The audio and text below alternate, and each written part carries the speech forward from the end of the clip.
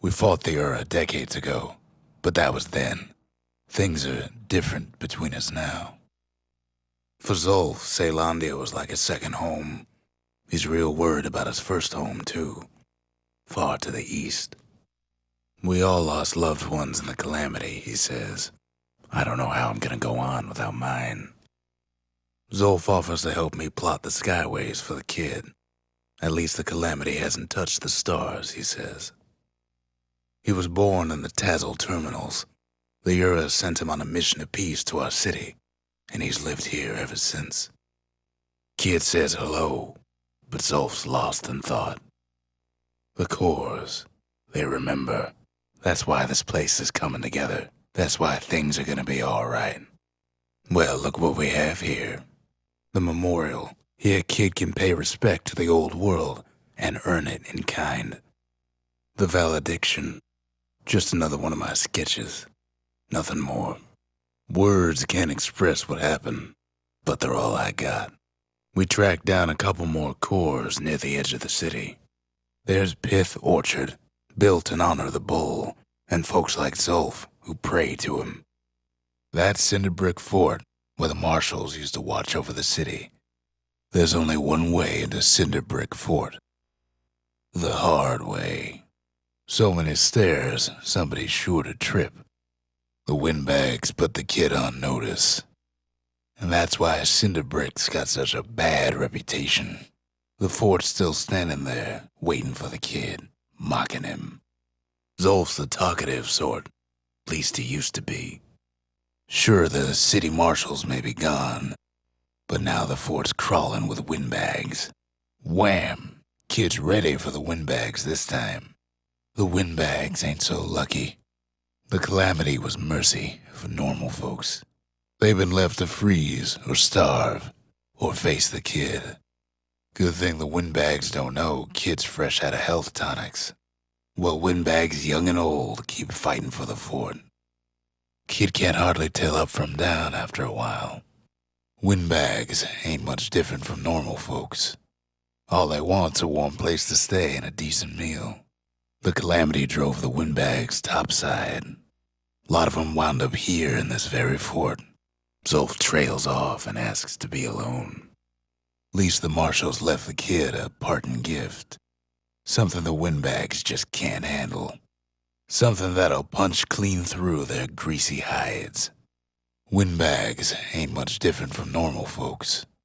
All they want's a warm place to stay and a decent meal.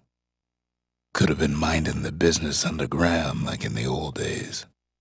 Windbags can't use the marshal's supplies, but the kid sure can. He stashes the marshal's prize, goes back to something more his style. As for the windbags, Cinderbrick gave him enough heat and metal to munch on for a while. Well, the fort ain't theirs by right. Can't blame 'em for wanting it, though. So many of those sorry things holed up inside that old fort. Zolf's gone all quiet again. Not a scratch on him as he presses on to higher ground. Security's plain gone haywire. Windbags gummed up the works. Kid ain't afraid of getting burned. They trap the kid in the middle of the fort's parade grounds. Then they bring out Glutus and Glandon and all their scumbag uncles. They got something to gain and only their sorry hides to lose.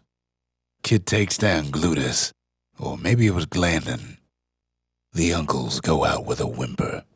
The windbags finally get the message. Kid used to dream of getting a marshal's badge, but not like this. The skyway's a welcome sight after all that. And now ain't nothing left for nobody down at Cinderbrick Fort. Kid shows up just as Zolf's telling me about his own journey to the city. Seems the only thing the calamity saved for Zolf was a smoking pipe.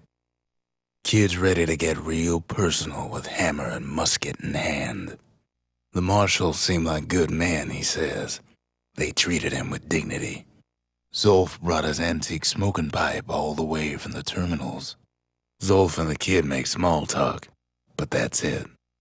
Even since the Ura surrendered to us, the marshals kept a wary eye on him. The breakers, ain't no one could outrun them, or their arrows.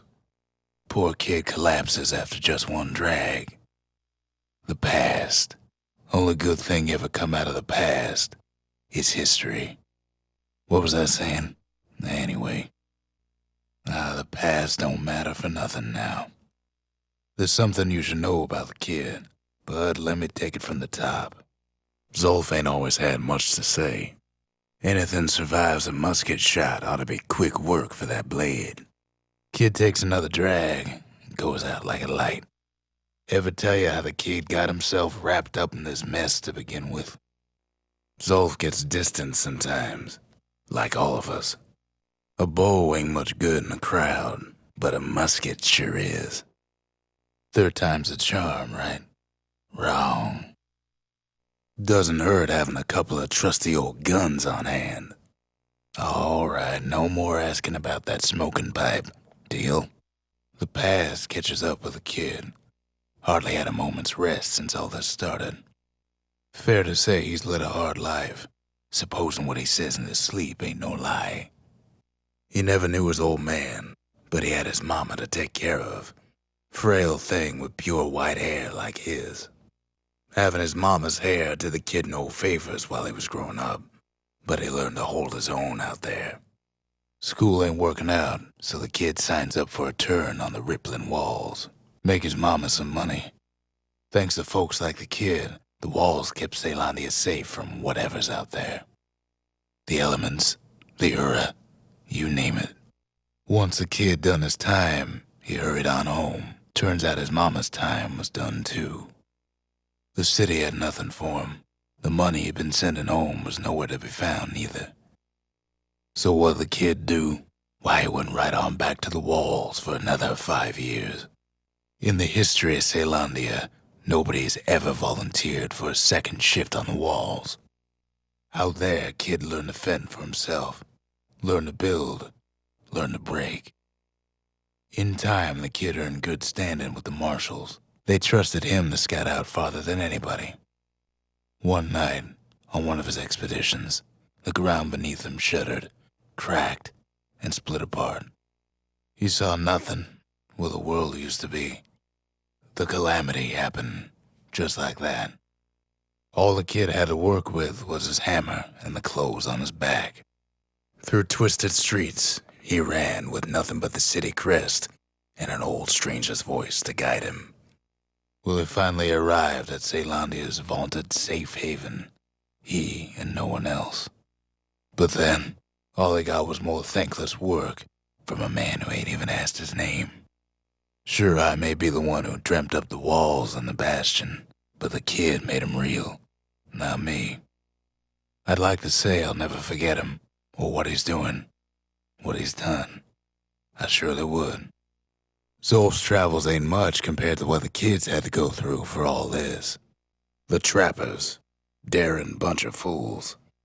They'll be missed. The lost and found. Here kid takes fragments of the old world and makes 'em whole again. All it takes is some fragments, and the Bastion makes it good as new. Points just don't get any sharper than that. Now, whale ale ain't made from real whale, but it'll make you strong like one. Finders keepers.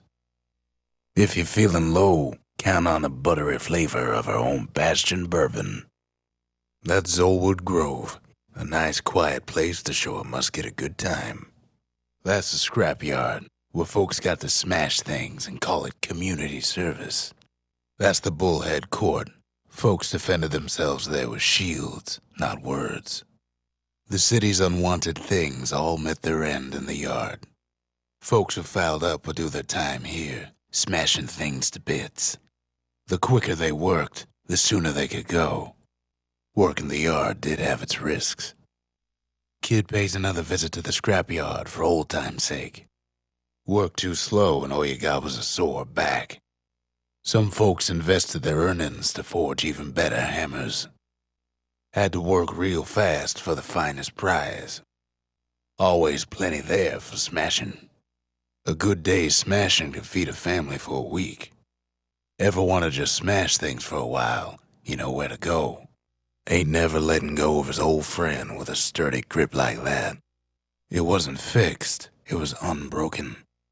A sail hammer's only as strong as its spine, and that's a strong spine.